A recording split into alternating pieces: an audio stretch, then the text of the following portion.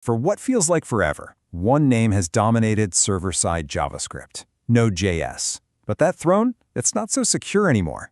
Two really powerful new challengers, Dino and Bun, have just crashed the party, and they're promising to completely redefine how we build the backend. This, right here, is the great JavaScript runtime race. And honestly, the winner could shape the future of the web.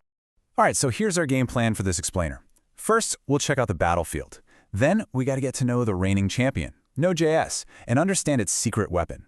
After that, we'll introduce the challengers, Dino and Bun, before we throw them into a head-to-head performance showdown.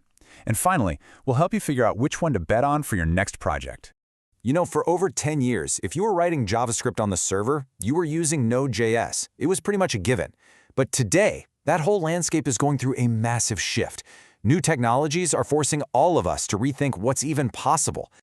And that brings us to the big question, right? Who is going to rule the server in the near future?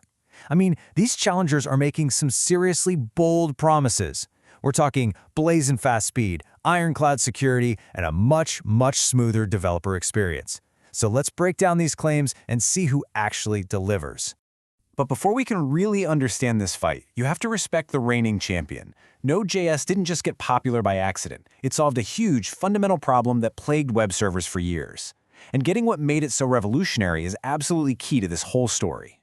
At its core, Node.js was a total game changer because it did something that was, at the time, pretty radical. It let developers run JavaScript outside of the browser. For the very first time, you could use a single language you already knew, JavaScript, for absolutely everything, from the front-end UI to the complex logic on the back-end. The biggest problem Node solved was something called blocking I/O. Just imagine the model on the left. In the old world, when a server got a slow request, like reading a big file, everything else would just grind to a halt. The whole program would just be stuck waiting.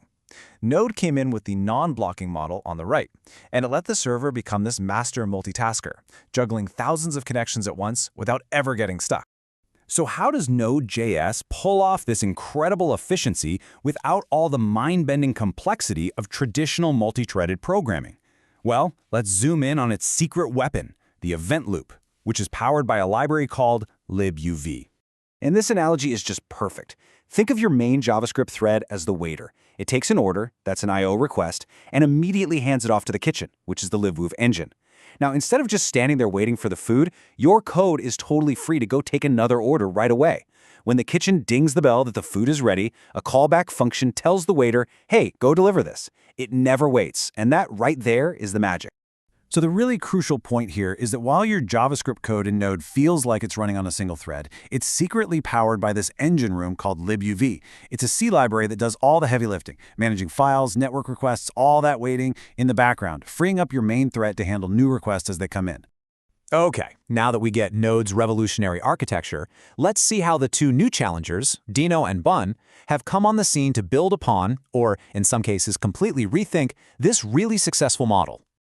Dino steps into the ring with a super clear philosophy. Security is not an optional extra. Where a Node.js script can pretty much access your entire machine by default, Dino runs inside a secure sandbox. If your code wants to touch the network or the file system, you have to explicitly give it permission. Dino's whole approach is about being modern and secure right from the ground up. It supports TypeScript out of the box, no setup required.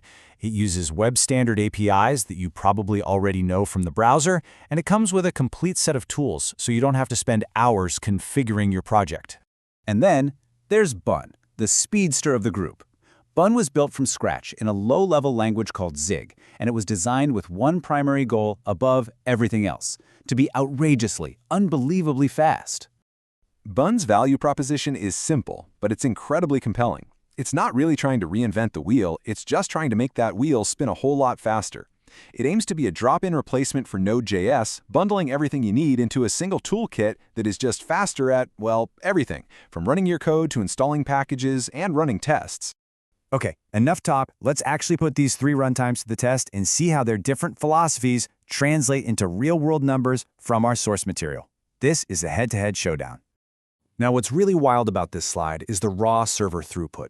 When you're just handling simple HTTP requests, Bun is an absolute monster. It's serving over 70,000 requests per second. That's more than double what Node.js can handle. Dino also puts up some really impressive numbers, sitting comfortably right in the middle. But, speed isn't the whole story. When we look at security, the picture completely flips. Dino stands all by itself with its secure by default sandbox model.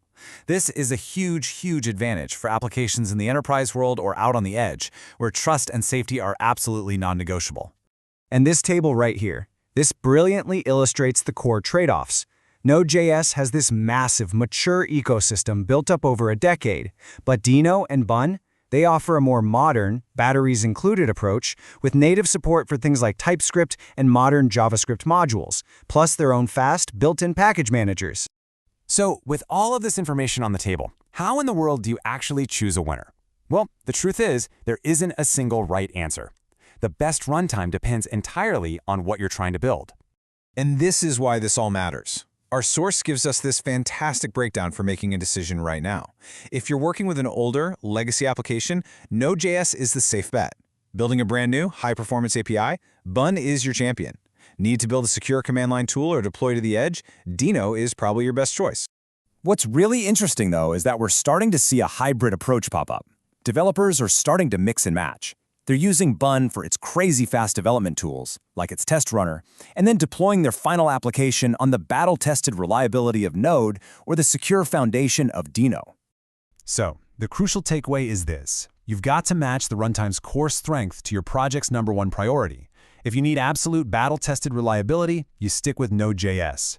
If modern security is the most important thing, you choose Dino. And if you just need raw bleeding-edge speed, Bun is the clear winner. Ultimately, this race isn't just about 3 pieces of tech. It's really a battle of competing philosophies about what matters most.